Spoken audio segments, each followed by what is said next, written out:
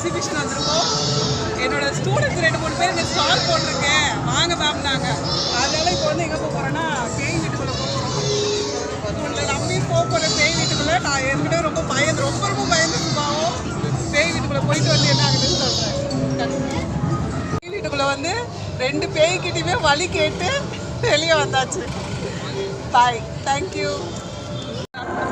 எங்கே போனாலும் நம்ம வந்து முதல்ல தேடி போகிற இடம் எது? சோறு முக்கியம் தான் நம்ம போவோம் கரெக்டாக. அதனால் எக்ஸிபிஷனில் வந்து ஃபஸ்ட்டு பஜ்ஜி வாங்கி சாப்பிட்டாச்சு. எல்லாம் வாங்கியாச்சு. வாங்கிட்டு மயில் குயில் எல்லாத்தோடைய ஃபோட்டோ எடுத்தாச்சு. எடுத்துட்டு கிளம்பியாச்சு. நல்லா இருக்குல்ல? இந்த பேக்ரவுண்ட் நல்லா இருக்கு. ஒரு சிங்கம் இன்னொரு சிங்கம் பக்கத்தில் நிற்கிறதே அப்படி நம்மள சொல்லிக்க வேண்டியதா? ஒரு குரங்கு இன்னொரு குரங்கு பக்கத்தில் நிற்கிறதுன்னு சொல்லு பார்ப்போம் அப்படின்னு மைண்ட் வாய்ஸ் கேட்டுச்சா? அதான் அதையும் சொல்லிடுவோம். குரங்கு எல்லா மனுஷங்களுக்குள்ளேயும் எல்லா மிருகம் இருக்குல்ல.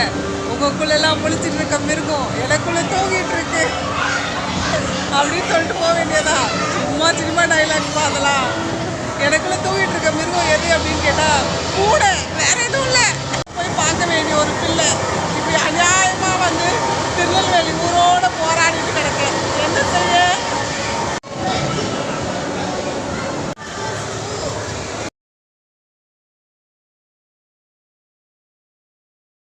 ஆல் டைம் ஃபேவரட்ல எல்லாருக்கும். ஆனால் எங்கள் 90s கிட்ஸுக்கு வந்து ஸ்பைடர் மேனை விட இன்னொருத்தர் இருக்கார். அது யாருன்னு காமிக்கிறேன். இவர் தான் அவர் 90s கிட்ஸோட ஃபேவரட் சூப்பர்மேன். எப்போவுமே நான் சொல்லுவேன் எல்லாருக்கும் சூப்பர்மேனு சூப்பர் விமன் மாதிரி தான் நாங்களாம் நடமாடணும் உங்களுக்குலாம் அப்படின்னு சொல்லி திட்டுறதுக்கு சொல்லுவேன். அப்படிலாம் நடமாட முடியாது. சூப்பர் விமன் சூப்பர்மேன் மாதிரிலாம் நடமாட முடியாது. அதோட தோணுச்சு நானும் பொம்பளை பிள்ளைய அடக்கமாக இருக்கலான்னு பார்க்குறேன். என்னைக்கு இப்படி ஆக்க போறீங்கன்னு தெரியல எல்லாரும் அப்படின்னு சும்மா சொல்லணும்னு தோணுச்சு. இவர் பேர் தான் ஹல்க், எங்கள் அண்ணன். பார்த்துக்கோங்க, ஏதாவது வம்பெழுத்தீங்க அவ்வளோதான், தோழி முடிஞ்சிடும். ஹல்க் எக்ஸிபிஷன் பார்த்து முடிச்சாச்சு. வீட்டுக்கு கிளம்ப வேண்டியதான்.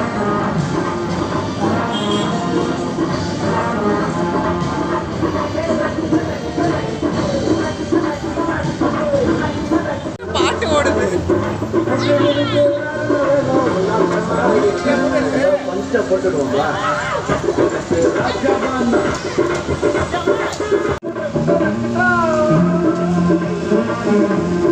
இவ்வளோதான் மொத்த லைஃப்மே. இருந்துட்டு போட்டுமே. ஒரு பக்கம் எஃப்ஐஆர், இன்னொரு பக்கம் வேற ஏதோ பிரச்சனைகள் இருந்துட்டு போட்டுமே. ஆனால் வந்து பழி வாங்குற உணர்ச்சி வராமல் வாழ்ந்து காட்டுதல் அப்படிங்கிற உணர்ச்சி வந்து நிறைய வரணும் நமக்கு. அதுதான் நம்மளை மேம்படுத்திட்டு கொண்டு போகுது. வாழ்ந்து காட்டுதலே சிறந்த பழி வாங்குதல் அப்படின்னு யாரோ சொல்லி கேட்டிருக்கோம். இன்னொரு விஷயம் இருக்குது. உடனே வந்து சில பேர் சொல்லுவாங்க, உனக்கு என்னம்மா, உனக்கு வந்து ஒரு செட்டில்டு இடம் இருக்குது, ஒரு இடம் இருக்குது, அப்போ வந்து உனக்கு பழி வாங்குற உணர்வை விட வாழ்ந்து காட்டுதல் உணர்வு அதிகமாக இருக்கலாம். ஆனால் எங்களுக்கு அப்படி இல்லை சொல்லுவாங்க. கண்டிப்பாக என்னோட ஊரை சேர்ந்தவர்களே சொல்லுவாங்க. அப்படி கிடையாது. நம்ம சந்தோஷங்கிறது எங்கேயோ போய் எவ்வளோ செலவு பண்ணுறதுல இல்லை.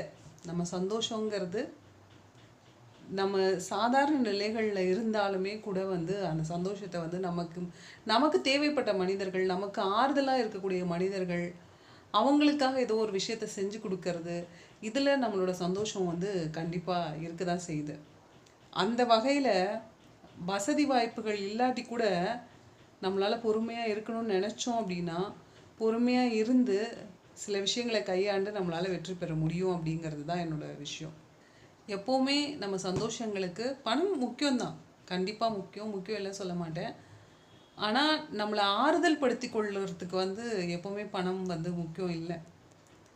நம்மளை ஆறுதல் படுத்திக்கிறதுக்கு பணம் முக்கியம்னு நினச்சோனாலே நமக்கு அந்த உண்மையான ஆறுதல் வந்து கிடைக்கவே கிடைக்காது. அவ்வளோதான்.